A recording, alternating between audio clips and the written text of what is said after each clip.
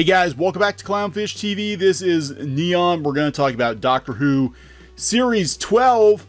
The ratings drop off, the critical score drop off, well, at least the audience score drop off, and talk about how Doctor Who is probably not going to get canceled.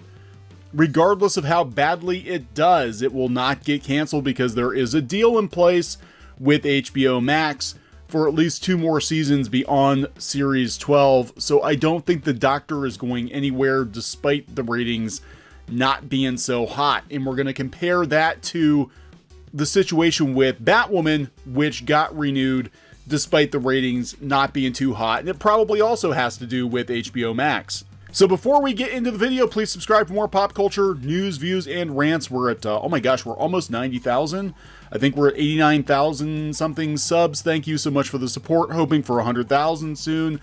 It's been an awesome ride, guys. We literally have like tripled our subscriber base in the last like 4 or 5 months. It's been awesome. Thank you. All right, so let's talk about Doctor Who. Full disclaimer, I have not watched Spyfall Part 2.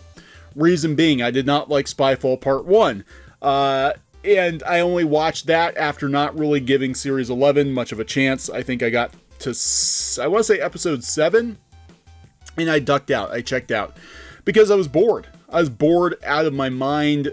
Doctor Who, again, for those of you who are new, used to be one of my favorite shows, and now it's not. It's just very, very boring. And when you have much, much better stuff on other streaming services right now, like The Witcher and Lost in Space and The Mandalorian, you know, it makes it really hard to sit through Doctor Who now, the current incarnation of Doctor Who under Chris Chibnall. We're going to talk about Chris Chibnall. We're going to talk about him because he doesn't listen to criticism. He says flat out he doesn't listen to criticism, and that is probably going to be his undoing. That probably explains a lot about the show. Anyway, but the audience score is atrocious. Of course it is, and you can say that it's been, you know, it's been spammed, it's been trolled. I'm sure people will, but a lot of people don't seem like they're that into the show, just based on what I'm reading here. 11%, which is about what I think Series 11 was. People hate Doctor Who. They hate this version of Doctor Who, the general public. Now, the critics think it's fantastic. Polygon thinks it's fantastic. Polygon thinks it's wonderful. Ironically, they only have the top 3 fresh reviews. I don't know what's going on here, but the ratings are dropping, right? And beyond the audience score being atrocious, the ratings are dropping on Doctor Who, and, you know, it's an indicator that people aren't into this show, and you can give 101 reasons as to why they're not into this show. But at the end of the day, I think they're not into it because it's boring as hell, it's preachy, it just doesn't work. So from We Got This Covered, Doctor Who Season 12 ratings continue to plunge with second episode. They dropped like 300,000 viewers from the first episode. And I suspect they're going to lose a lot more. So despite premiering to positive reviews that noted a huge step up from the previous season, these are the positive, the 3 positive reviews? This is bad. I don't know. Jodie Whittaker's first outing in her second run of Doctor Who also marked one of the lowest viewing figures in the show's history.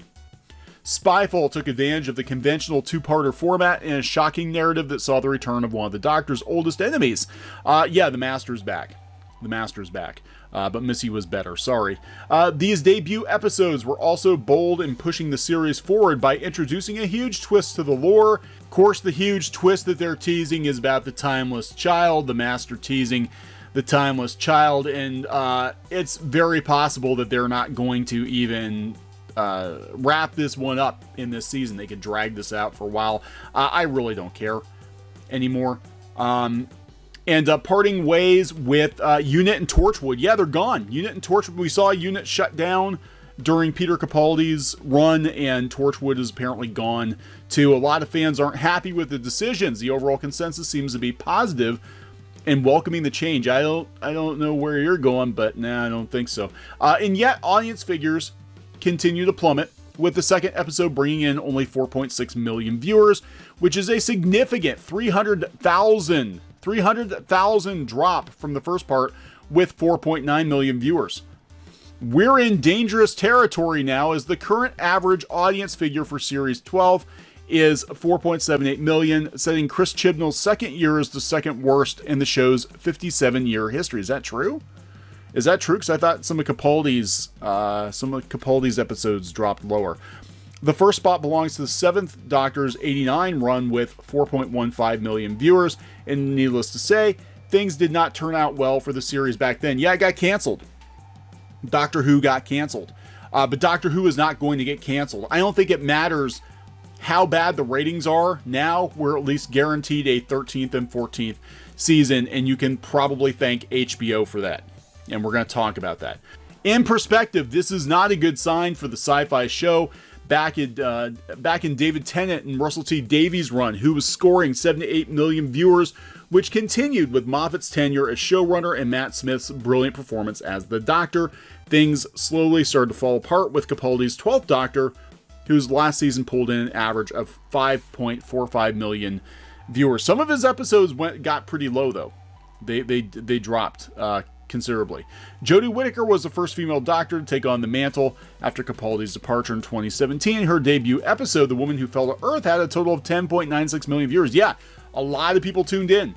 You know, it's a huge shakeup for Doctor Who, and they're like, wow, first female Doctor, new showrunner, new companions, let's give Who another chance, and they fumbled the ball. It set the record at the time for the highest audience figures for a season premiere. After that, however, the show slowly plummeted with each episode. Yeah, I've never seen a decline like this over the course of a year. I mean, we went from a series high to bottoming out. You know, practically bottoming out within a year. Some think that criticisms aimed at Chibnall's script writing skills or the quote-unquote SJW agenda are a contributing factor to the loss of audience participation. I think it is. Based on comments we've gotten on videos, I think it is. People are just, they're done. Jodie herself is of the opinion the show can't please everyone. Ultimately, though, we'll simply have to wait and see how Doctor Who continues to fare with its 12th series. I think it's going to keep dropping. But here's the thing. It doesn't matter what your complaints are. Chris Chibnall's not listening. He's flat out saying he's not listening. Doctor Who boss says he can't read reviews or online feedback. It's not a democracy. He says all he can do is hope that it connects. Spray and pray. One person who's decidedly ignoring all the chatter, talking about all the reactions to Doctor Who, is series boss Chris Chibnall, who has explained in detail why his time in charge of the BBC Classic has meant keeping away from reactions, lest he finds himself overly influenced by what people are saying.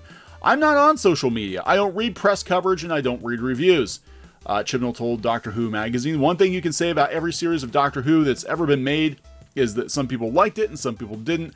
That will be true forever. Yes, but Chris Chibnall, more people seem to dislike this season of Doctor Who than any of the other previous seasons of New Who. It definitely, there's something missing. And again, I did a video the other day about, beyond the complaints people have about there being a female Doctor.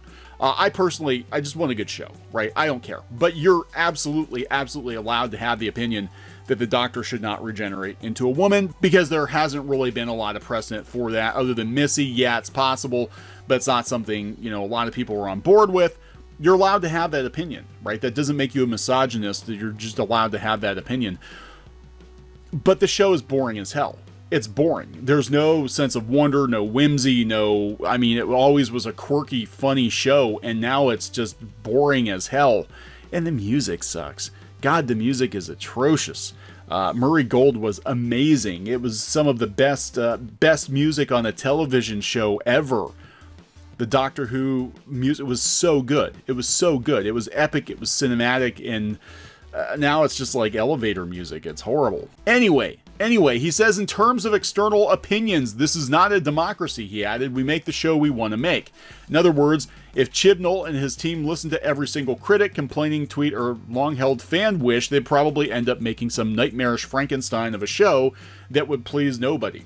Like The Rise of Skywalker. And at this stage, Chibnall says he knows when to let go of worrying and all of that. I love the job. I really enjoy it. And I know what I want to do with it. One thing I've learned about show running down the years is that you can only control what you can control. There are lots of things you can't control, so try not to worry about them.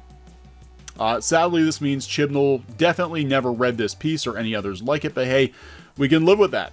That means he's not watching our videos either, right? Right, Mr. Chibnall? You're not watching our videos, so you have no idea that the complaints people have about the show aren't the complaints that people are telling you that they have about the show. Possibly, maybe. You know, The Timeless Child, they teased it, and it's very possible we're not going to get an answer this season, which I think is going to make, going to make a lot of people mad anyway. It's like there's not even a payoff.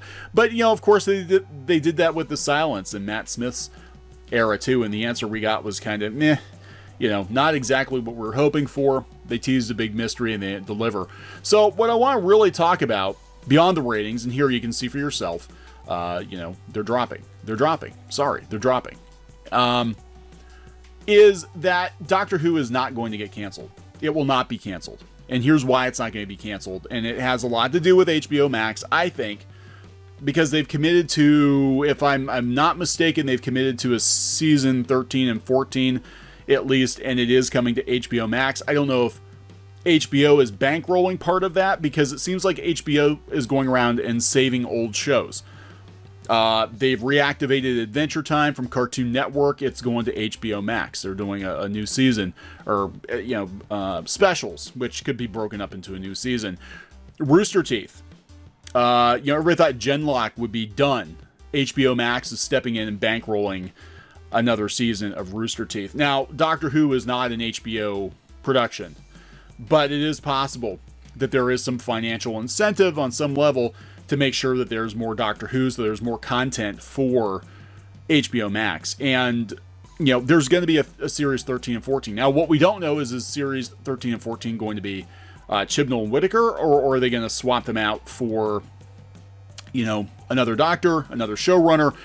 We don't know, but it's not going to be canceled. It doesn't matter how bad the ratings get at this point. The show absolutely will not be canceled. Because look at Batwoman. Batwoman has abysmal ratings. The ratings are really, really bad on Batwoman, and somehow, miraculously, Batwoman got renewed. And I think it's, partially, people can say it's an agenda, whatever. It's probably a bad look for them to make such a big deal about Batwoman and turn around and cancel it. But it's also HBO Max, because this is Warner content. DC is Warner content. They need content for the streaming service. I think they're willing to bankroll shows that maybe didn't perform so hot on the network to bring them over to the streamer, just so they have content at launch. And I think HBO Max is the only thing that saved Batwoman personally, because if it had to survive based on the ratings, they're not good. They're really not good. And a lot of people have been talking about how not good they are. And the Arrowverse in general has been in decline for a number of years now. So we will see what happens. But for now, Doctor Who ratings are on the decline. I expect it to continue. I don't think the show's going to get better. I really have to sit, and stop and think if I want to continue watching it, because at this point I don't really care, which is really sad. I never thought I'd get to this point with Who, but I just don't. If I get some extra time, which is highly unlikely, maybe I'll go back and binge watch a couple episodes of Series 12, but it's very sad to see Doctor Who in this state, and it happened so quickly. It just happened very, very quickly. Again, went from a series high to, oh my God, under any other circumstances, this show would be canceled. But I think you can thank streaming for why it's not going to be canceled, or thank the BBC and their quote-unquote agenda for why it's not going to be canceled. But I do not think it's going to be canceled, even if the ratings completely bottom out. I don't think it's going to be canceled at this point, because that would be a bad look. It'd be a bad look. So I'm going to wrap this one up. Please subscribe for more pop culture, news, views, and rants, and we'll talk later. Hey guys, thanks for watching Clownfish TV. Please consider supporting the channel. Go to clownfishsupport.com. That's clownfishsupport.com. And if you want to join our community, go to clownfishtalk.com. That's clownfishtalk.com. Please subscribe, ring the bell for notifications. We will talk to you next time.